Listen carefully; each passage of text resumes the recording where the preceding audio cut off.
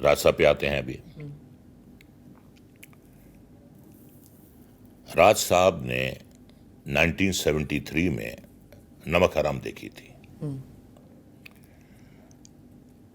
और 1980 में जब वो प्रेम रोग की कास्टिंग कर रहे थे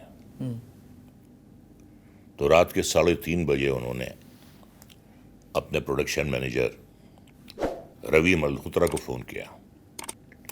लेकिन रवि वो ऋषि ने एक मजदूरों की फिल्म पर बनाई थी, प्रॉब्लम पर।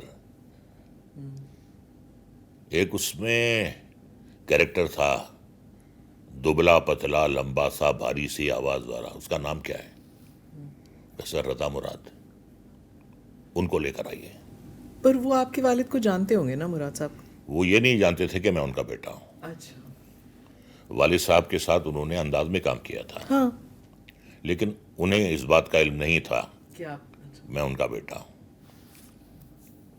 खैर, वो बेचारा ढूंढता ढांढता आया मेरे घर। फोन मेरे घर में था नहीं। राज साहब ने बुलाया है।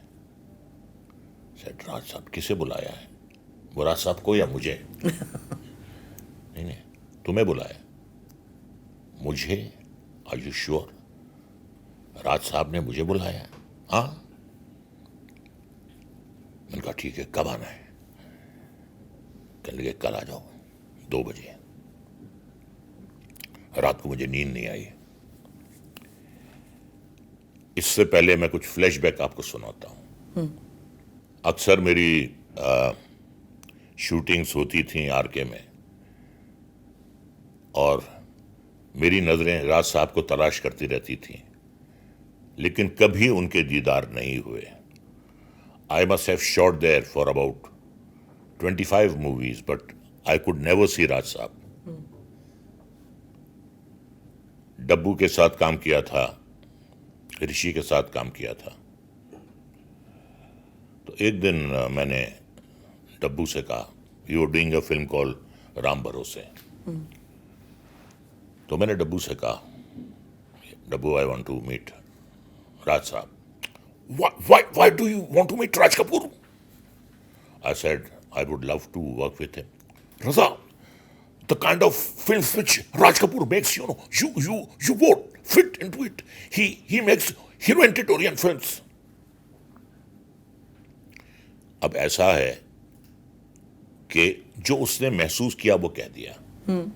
ये नहीं था कि वो मुझे टाल रहा था। Whatever he thought, I may not fit into any characters.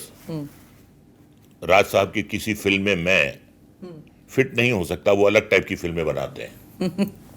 ये भी हो गया था। और एक और दिलचस्प आपको किस्सा सुनाता हूं। ये भी 50 साल पुराना किस्सा है। फिल्म फेस्टिवल चल रहा था मुंबई में, इंटरनेशनल फिल्म फेस्टिवल, और नॉवेल्टी सिनेमा में एक पाकिस्तानी फिल्म दिखाई जा रही थी, बियॉन्ड द लास्ट माउंटेन। तो हम देखने गए थे, राज साहब भी आए थे। इंटरवल हुआ, सब बाहर आए।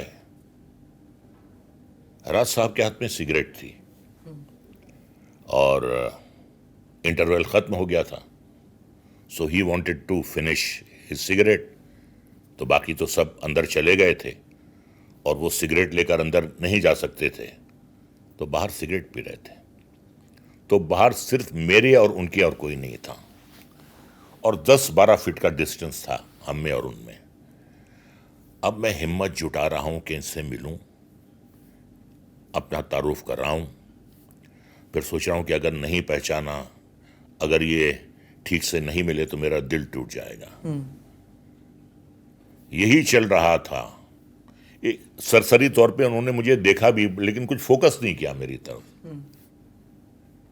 और साहब वो सिगरेट खत्म करके अंदर चले गए।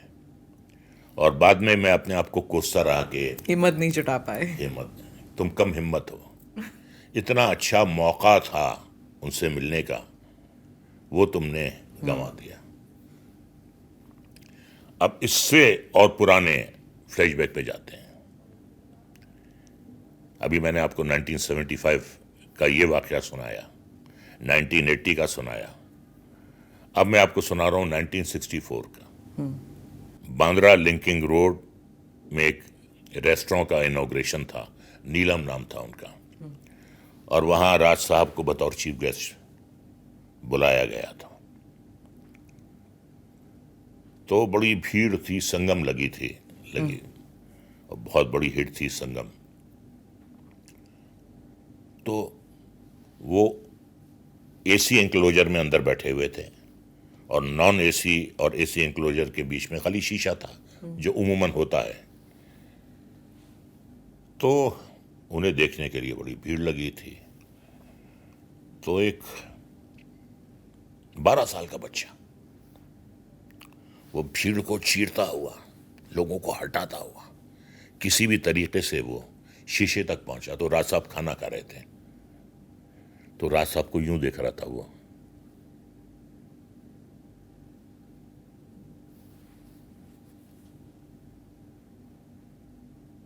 He was absolutely zapped.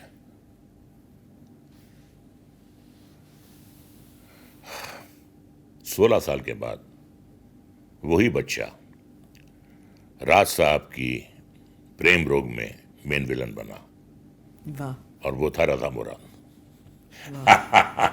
बहुत खूब, बहुत खूब। But your first impression, he was so good looking, है ना? He was so good looking, और उनकी आंखें। मैं उसी पे आ रहा हूं। रोशनी में ऐसा लग रहा था कि दो नीले हीरे चमक रहे हैं। और वो अपने ग्रे कलर का सूट पहने हुए थे। अब ये तकदीर होती है कि वही बच्चा 16 साल के बाद उनकी फिल्म में मेन विलन का किरदार करता है। Do subscribe to the ANI Clips channel to get shorter versions of this podcast. Click here to watch the full episode.